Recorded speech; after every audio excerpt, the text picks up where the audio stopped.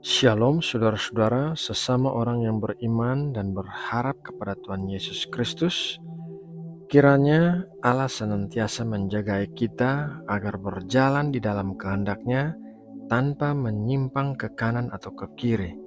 Dan kiranya Allah melimpahkan damai sejahtera-Nya di dalam hati dan hidup kita. Saudaraku yang terkasih, saat ini marilah kita sama-sama berdoa sebelum mendengarkan firman Tuhan.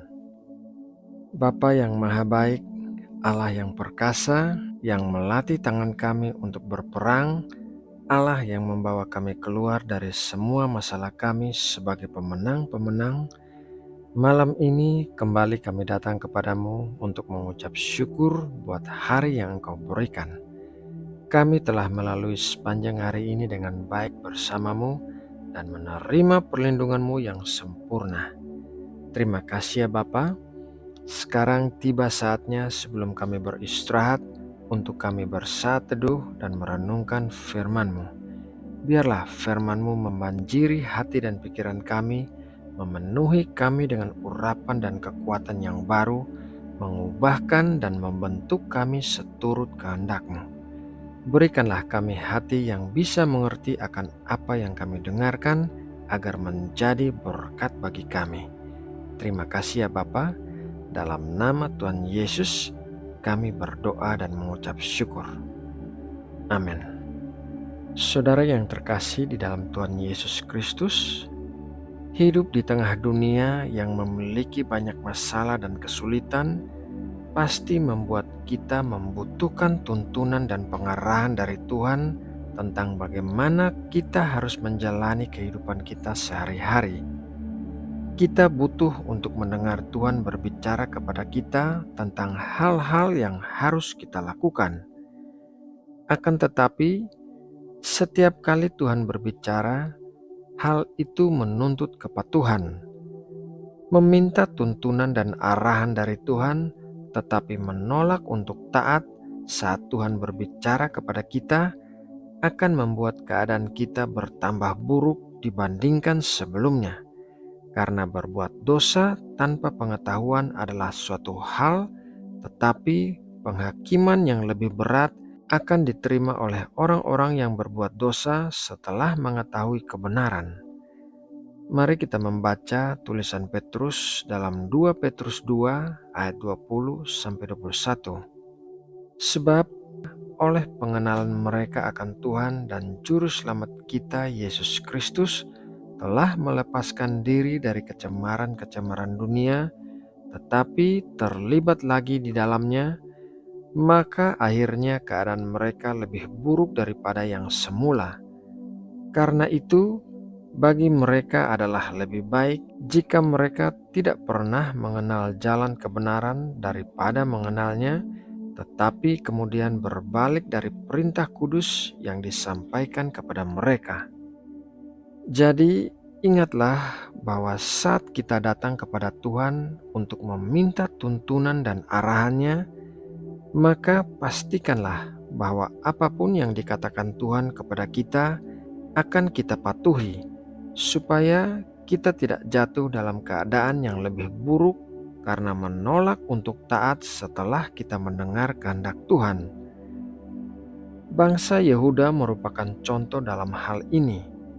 Pada saat bangsa Yehuda jatuh dalam penawanan selama 70 tahun di Babel, sisa-sisa bangsa Yehuda yang bertahan di kota mereka bermaksud untuk mengungsi ke Mesir di bawah pimpinan Yohanan bin Kareah dan Asarya bin Hosaya.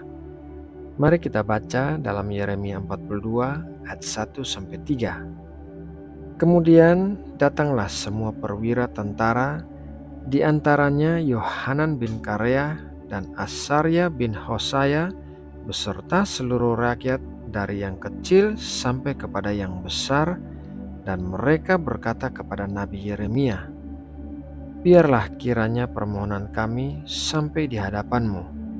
Berdoalah untuk kami kepada Tuhan Allah-Mu untuk seluruh sisa ini, sebab dari banyak orang hanya sedikit saja kami yang tinggal, seperti yang kau lihat dengan matamu sendiri.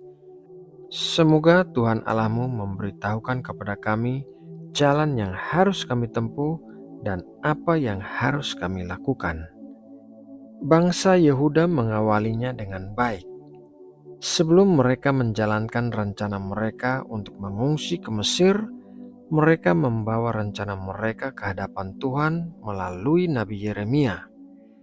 Dikatakan dalam ayat tersebut bahwa mereka membutuhkan Tuhan berbicara kepada mereka tentang jalan yang harus mereka tempuh dan apa yang harus mereka lakukan.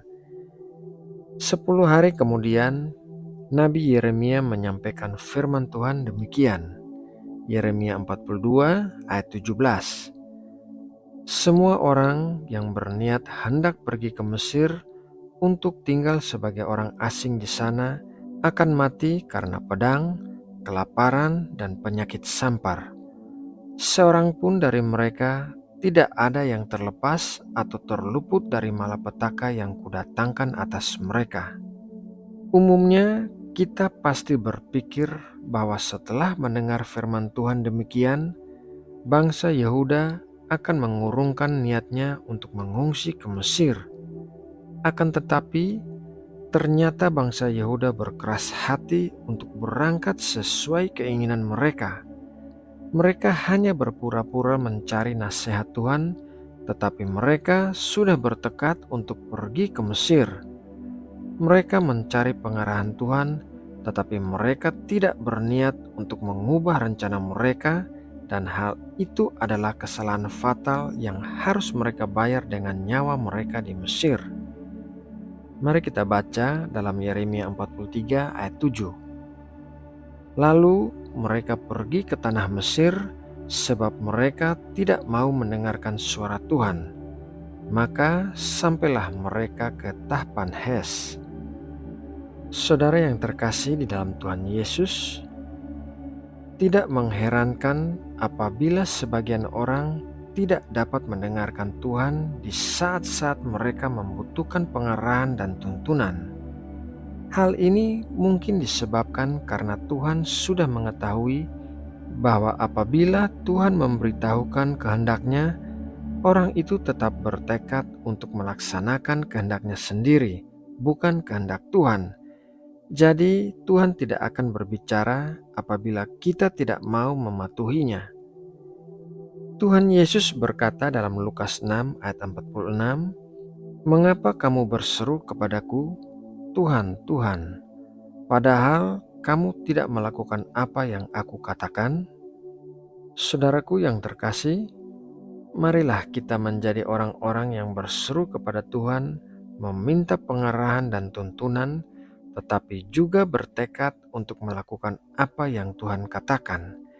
Marilah kita menjadi anak-anak yang mematuhi suara Tuhan saat Tuhan berbicara kepada kita. Saudaraku, demikianlah renungan firman Tuhan malam ini. Semoga memberkati dan menguatkan kita semua. Mari kita berdoa. Bapa kami di dalam sorga, terima kasih atas firman-Mu yang hidup dan kuat. Terima kasih karena telah mengajari kami melalui renungan firman-Mu hari ini untuk mematuhi saat Engkau berbicara. Kiranya Engkau membimbing kami dalam menerapkan kebenaran dan ajaran-Mu dalam kehidupan kami sehari-hari. Tolonglah kami ya Tuhan, agar kami dapat hidup sesuai dengan kehendak-Mu dan menjadi terang bagi dunia di sekitar kami. Kami bersyukur dan percaya bahwa Engkau akan memelihara kami dan memberkati segala usaha kami. Bapa, saat ini kami sedang mempersiapkan diri untuk tidur malam. Kami bersyukur atas kasih-Mu dan pengawasan-Mu yang tidak pernah lelah. Kiranya Engkau melindungi dan menjagai kami di sepanjang malam saat kami beristirahat, menjauhkan segala gangguan dan bahaya dari kehidupan kami. Kami serahkan hidup kami ke dalam tangan-Mu, dan kiranya Engkau memberkati kami dengan sukacita dan energi yang diperlukan untuk menjalani hari esok.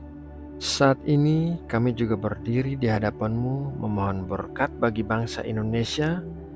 Kami bersyukur atas segala keindahan dan keberagaman yang Engkau berikan kepada tanah air kami. Kami berdoa agar Engkau memberikan hikmat kepada pemimpin dan pembuat kebijakan negara kami, agar mereka dapat bertindak dengan keadilan, kebijaksanaan, dan integritas yang tinggi.